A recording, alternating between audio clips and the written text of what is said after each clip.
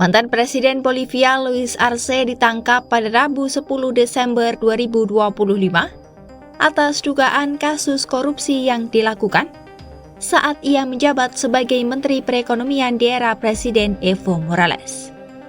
Penangkapan itu dilakukan oleh Unit Khusus Anti Korupsi Bolivia hanya sebulan setelah pemerintahan konservatif Rodrigo Paz resmi menggantikan kekuasaan 2 dekade pemerintahan sayap kiri.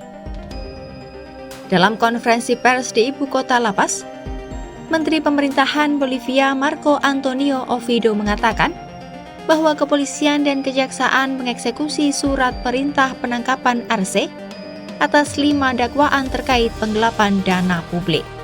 Ia menegaskan Arce telah diidentifikasi sebagai pihak utama yang bertanggung jawab atas kerugian ekonomi negara. El día de hoy, pasado el mediodía, investigadores de la Policía Boliviana asignado al caso, acompañados por representantes del Ministerio Público, han dado cumplimiento a un mandamiento de aprehensión emitido por la Fiscalía sobre el caso Fondioc, en el que el presidente Arce, que tiene responsabilidades penales en este caso, ha sido detenido.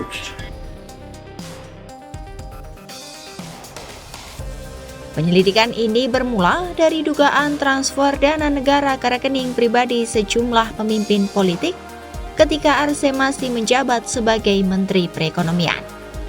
Kerugian itu diperkirakan mencapai 51 juta dolar AS atau sekitar 850 miliar rupiah. Dana tersebut juga diduga mengalir ke rekening mantan anggota parlemen kiri Lydia Petty yang telah ditangkap lebih dulu karena menerima hampir 100.000 dolar AS untuk proyek budidaya tomat.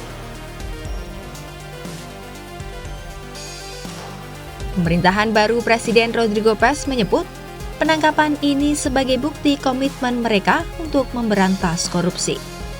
Pemerintahan baru itu juga mengungkap dugaan penyimpangan besar di perusahaan-perusahaan milik negara.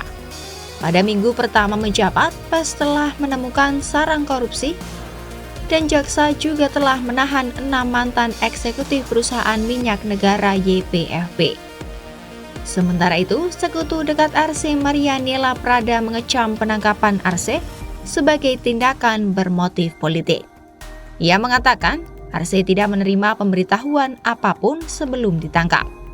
Padahal menurutnya, mantan presiden itu selalu kooperatif serta tetap berada di Bolivia untuk memenuhi kewajiban hukum.